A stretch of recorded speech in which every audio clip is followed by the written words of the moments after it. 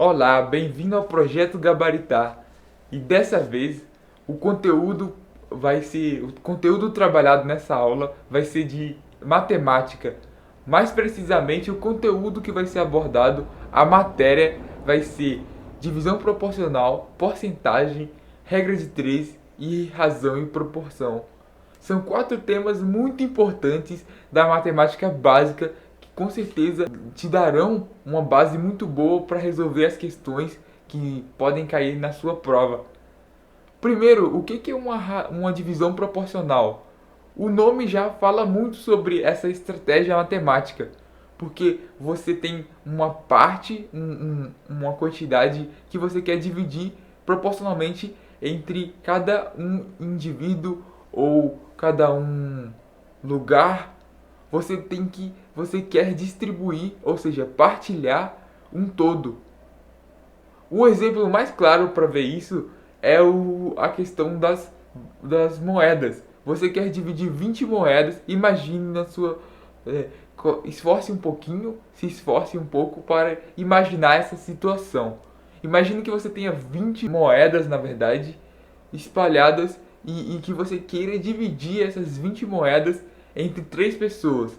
Mas todas as pessoas vão receber a mesma quantidade de moedas? Não, eu quero que alguns recebam mais e outros recebam menos. O que eu quero, a pessoa que eu quero que receba mais, eu vou colocar que tenha a porcentagem, que tenha a quantidade diretamente proporcional ao valor 5, que é o valor maior que eu vou colocar. E a pessoa que eu quero que receba menos, eu quero que seja diretamente proporcional ao valor 2. E eu quero que uma pessoa receba um valor não nem tão grande e nem tão baixo. Então eu vou colocar o valor 3 para a pessoa. É claro que o enunciado vai te dar essas informações e você precisa somente de organizar as informações e criar as frações para definir e para criar a razão adequada. Depois disso, você vai organizar os dados e vai ver se eu tenho uma quantidade X que é diretamente proporcional ao 5, se eu tenho uma quantidade X que é diretamente proporcional ao 3, portanto, eu preciso de colocar eles em uma raiz, em uma fração, porque quanto mais eu evoluir ou aumentar o meu x, mais eu vou aumentar também o meu 3. Portanto, vai estabelecer uma relação de direta proporção. Muito cuidado que a inversa proporção ela pode trabalhar com o número ao inverso. Ao invés do denominador ser 3, ele vai ser 1/3. Porque eu quero que quem tenha mais receba menos. Depois disso, você vai ter a mesma equivalência. Eles vão compartilhar a constante de proporcionalidade com com as demais partes. Por exemplo, a segunda pessoa vai ser o y. O y, ele tem o número dele, a quantidade de moedas que ele vai receber é diretamente proporcional ao número 5. Dessa forma, vai ter uma proporção y sobre 5. Da mesma forma, o z, de z sobre 2. Mas aí, não consigo resolver nada porque eu sei que todos eles têm a mesma constante de proporcionalidade, porque eles são diretamente proporcionais, mas eu não consigo ainda estabelecer os valores para eles. Mas eu tenho a soma das quantidades moedas, que vai ser 20. E eu sei também que se eu tivesse, em uma situação hipotética, 10 moedas, na verdade, eu teria que distribuir 3 para o mediano, para o x. Eu teria que distribuir 5 para o z, para o y. E eu teria que distribuir 2 para o z, totalizando 10. Portanto, eu posso colocar no denominador o total do que eu poderia receber, que seria 10, lá no denominador. E eu também posso colocar no numerador o total que eu tenho mesmo. Porque se eu dividisse porque eu preciso considerar a quantidade total que eu tenho como diretamente proporcional à quantidade incógnitas que eu tenho, a quantidade de moedas que eu vou distribuir, que cada um vai receber. Porque se eu tiver mais moedas no total, cada uma pessoa vai receber mais. Então vai ser diretamente proporcional. Então você tem que colocar isso na fração final. E aí é só fazer uma multiplicação cruzada que você consegue achar cada termo.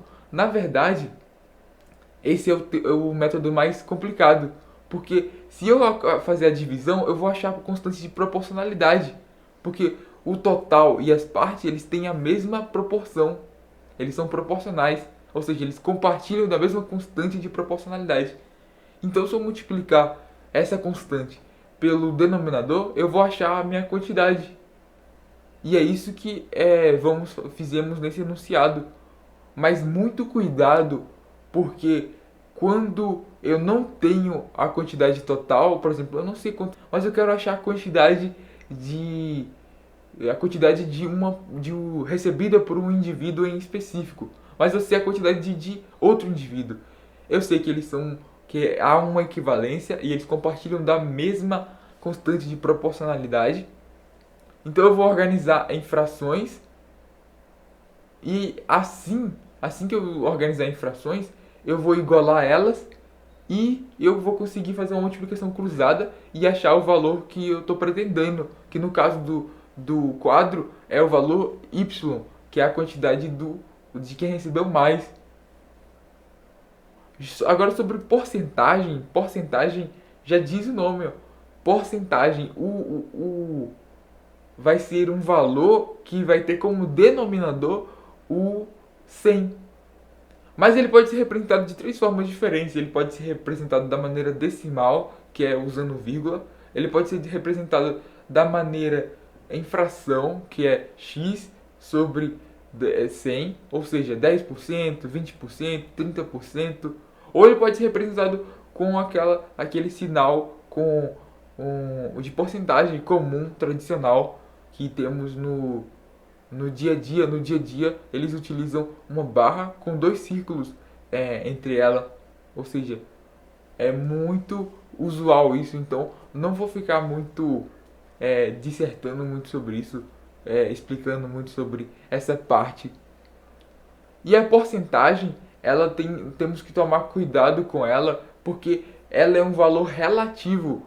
O todo vai contar, ou seja, quanto mais vai ser minha amostra, tipo, quanto mais vai ser o meu lugar que eu vou comparar minha porcentagem, tipo, eu quero 20% de 1 milhão. É diferente de 20% de 100. Porque eu vou colocar um referente diferente. De acordo com o referente, que é a quantidade que eu estou trabalhando, a quantidade total, eu vou ter valores diferentes. Por isso que é uma propriedade, ele não é um número relativo, ele não é um número absoluto, mas sim um número relativo. É um valor relativo, porque precisa de se relacionar com outra grandeza, com outro valor, para ver se ele vai ser um número alto ou um número baixo. Muito cuidado você tem de ter com a questão do pelo menos das frases que vão falar eu quero a porcentagem de pelo menos, eu teria a porcentagem de pelo menos 20%. Quer dizer que todas que eu vou querer, eu vou estabelecer um limite mínimo. Tudo que tiver além disso vai me favorecer, vai me servir. Além disso, a preposição é muito importante. Eu aumentei em 50%. Quer dizer que eu somei ao meu valor que eu tinha 50% desse mesmo valor. Mas se eu aumentei para 50%, quer dizer, se eu diminuir para 50%, quer dizer que esse valor cheio se transformou em 50% desse valor. E aí, para você ver o desconto, essas questões de aumento e diminuição, basta que você coloque os valores em forma de fração. Porque se eu colocar o valor total no denominador, o valor anterior, tipo, eu tinha 100, e aí eu coloquei no denominador 100, e aí transformou em 200. 200 dividido por 100, 2, quer dizer que dobrou. Então quanto foi o aumento? Aumentou em 1%, aumentou em 100%, porque 2 menos 2 vezes 100 em cima e embaixo vai dar 200%. 200% menos 100%, que é o valor inicial, vai dar um aumento de 100%. É basicamente isso sobre porcentagem. É esse o universo da porcentagem que vai ser muito aplicado na matemática financeira, principalmente na questão dos juros compostos, que um valor, tipo, eu quero 33% de 33% de x, ou seja, você vai criando novos valores. Dessa forma, os valores, de acordo com o passar do tempo, eles vão ficando mais, eu vou pegando de uma porcentagem maior, porque eu quero sempre aumentar o meu valor. Os juros compostos trabalham dessa forma. Eu tenho, por isso que não é um gráfico linear, mas sim um gráfico curvilíneo, ou seja, ele sobe bem mais rápido, porque não vou tirar da mesma base. Desse modo, eu não vou tirar da mesma base, e sim de uma base diferente a cada mês. Agora sobre a regra de 3, a regra de 3 é tranquila, porque eu quero fazer uma previsão. Uma previsão de quê? De algum comportamento que eu já tenha tido uma amostragem. Tipo, eu tive um exemplo de um comportamento e uma ligação entre as grandezas. Aconteceu que sempre que eu aumentar outra grandeza também. Então, o que vai acontecer se eu colocar novos valores para essas duas grandezas? Ou se eu mudar o contexto? É muito evidente, para melhorar a situação e para deixar mais claro, para ilustrar a ideia, pensar numa cozinha. Você precisa de criar pratos e você tem chefes de cozinha e precisa de criar isso em determinada quantidade de tempo. Eu preciso, para esse exemplo, de mostrar qual a a produtividade dos funcionários. Então, quantos pratos os chefes realizam de acordo com base na quantidade de funcionários e na quantidade de pratos realizados. Eu sei quantos pratos vão ser realizados por cada funcionário e também por hora. Então eu vou criar a regra de 3, colocando em cada coluna as grandezas, tipo chefe, prato e, por último, as horas, o tempo. Lembrando que sempre eu vou comparar a medida que eu quero para ver se é direta ou inversa proporção com a medida que tem a incógnita, que no caso são os pratos. E é a medida também que eu vou resultar, que vai ser todo o contexto que eu criei, vai explicar o porquê vai resultar de uma forma ou outra nessa constante, nessa unidade de medida. Portanto, a incógnita é o resultado da mobilização dos chefes e da disposição do meu horário. Então, dessa forma, é possível calcular a partir colocando de lados opostos da igualdade as frações que tenham direta proporção e no mesmo lugar da igualdade as frações que tenham inversa proporção. Como no exemplo vai dar o resultado seguinte, o resultado da quantidade de chefes, da quantidade de pratos realizada, que vai mudar um pouquinho conforme a alteração de cada item. Por isso que é essa regra de 3 composta. Mas muito cuidado, porque podem ter 4 medidas, porque a regra de 3 ela não é só relaciona 3 elementos. No caso, ela relacionou mais de 3 elementos, ela relacionou 5 elementos para achar um sexto elemento. Então a regra de 5? Não. É porque você consegue relacionar fórmulas, relacionar unidades de medida, grandezas de mesma natureza, para que você tenha menos valores para serem trabalhados. Por exemplo, se você tivesse horas e dias, você consegue multiplicar e achar as horas totais dos dias. Ou seja, se ele te fornecesse oito, oito itens para achar um, ou seja, te fornecesse 7 itens, 7 grandezas diferentes, 7 grandezas que aparentemente não podem ser conectadas, você tem que procurar conectar elas, tipo, separando aquelas de mesma unidade, de mesma natureza, como o tempo. O tempo ele pode ser multiplicado um pelo outro. Quantos funcionários vão produzir cada produto? Eu preciso de quantos funcionários para produzir um produto? Agora sobre a razão e a proporção. A diferença entre as duas é na questão da unidade de medida. A proporção ela precisa de ter unidades iguais, enquanto a razão ela tem unidades diferentes e ela tem o propósito de fornecer informações acerca de uma repetição, ou seja, melhor dizendo, ela tem o propósito, ela se propõe a verificar quanto eu tenho e estabelecer uma relação entre as duas partes e conseguir ter um grau de previsibilidade. Se eu aumentar a parte de baixo, é claro que eu vou aumentar proporcionalmente a parte de cima e vou conseguir saber, com base no denominador, qual é a quantidade esperada para a parte de cima, que seria o numerador. Então também é tipo uma regra de 3, mas agora disposta de modo em fração somente, e não com aquela parte, montando a tabelinha com as colunas de cada unidade de medida. Já a proporção, ela tem por característica a composição dela é uma parte total, que é embaixo, de mesma unidade de medida, da parte mais restrita, que é em cima, que está contida nesse total. É igual a quantidade de brasileiros no mundo, é uma proporção. Eu tenho 20%, vamos jogar uma suposição. Nós temos 10% de brasileiros no mundo. É um exemplo. Mas aí, por que eu digo que duas grandezas,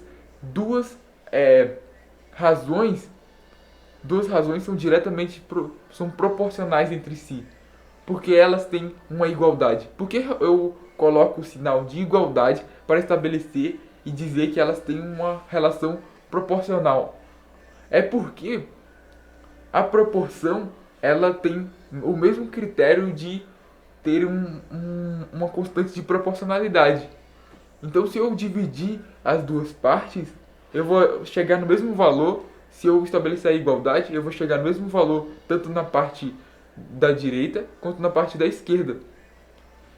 Desse jeito, eu preciso de estabelecer, se eu manipular dentro da razão os elementos, eu consigo chegar à parte do todo com a mesma unidade de medida. Se eu manipular cada item, tipo passar a parte que está multiplicando em cima para baixo, e aí fica 30 sobre 300, e a parte que está multiplicando em cima passa para baixo também, e aí vai ficar 10 sobre 100, que vai ser proporcional. Eu tenho o mesmo valor, se eu fazer a divisão da esquerda e fazer a divisão da direita, vou ter o mesmo valor e vai ser proporcional, porque o 30 está em metros e é a parte do todo que dá 300 metros, que também é a mesma unidade de medida e está composta, está incluída naquele todo. Vimos isso muito bem na aula de probabilidade e porcentagem, na aula de probabilidade, que tem muito sobre isso, sobre a porcentagem de pessoas do sexo feminino que estão no batalhão, por exemplo, aquela questão da PF. Tem inúmeras questões que cobram a porcentagem para representar uma atividade, um comportamento. Outra coisa muito importante é a relevância da razão para o dia a dia. Eu posso estabelecer uma razão entre dias que fazem sol e dias que fazem chuva. E eu tenho a total de dias no mês, o total de dias considerando a soma entre essas duas partes. Igual 2 mais 3, 5. A cada 2 dias eu tenho 5. A cada 2 dias de sol eu tenho 5 dias normais. Eu tenho 5 dias de sol ou de chuva. Então eu consigo estabelecer se eu tiver um mês, igual 6 vezes 5, eu consigo 30. Ou seja, um mês. 6 vezes 2, 12. Se eu tiver 30 dias, eu vou ter 12 dias que fez sol. Nesses 12 dias fez sol. Essa é a lógica da razão. Lembrando também que questões que podem envolver a porcentagem, quer dizer, a razão entre dos valores inversamente proporcionais, que ao invés de eu utilizar a divisão, eu vou utilizar a multiplicação. E aí a constante de proporcionalidade vai ser obtida através da multiplicação. E é isso, pessoal. Esse foi mais um vídeo do Projeto Gabaritar. Espero que vocês tenham gostado. Deixa o like e o card com a aula de probabilidade vai estar inserido aqui. E também você pode buscar clicando no canal e conferir outros vídeos. Deixe o like e forneça um comentário caso se sentir à vontade. E fiquem com Deus e até a próxima.